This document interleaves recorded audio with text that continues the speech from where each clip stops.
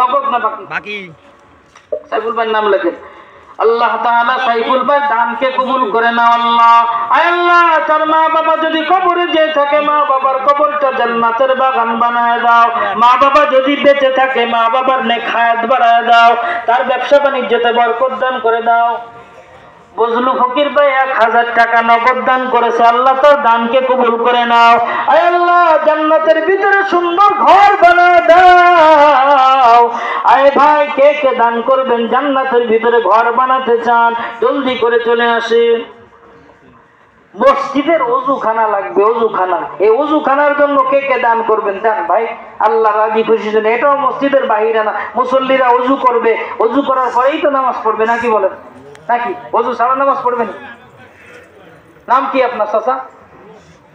আয় আল্লাহ, আমার রুহুল শেখ চাচা একটা সিমেন্ট দিতে চাইছে আল্লাহ মসজিদের ওযুখানার জন্য আল্লাহ। আয় আল্লাহ, ওযুখানা তো মসজিদ থেকে মসজিদের আন্ডারের ভিতরে আল্লাহ, আপনার এই বান্দার জন্য জান্নাতে একটা ঘর বানায় দিয়েন আল্লাহ।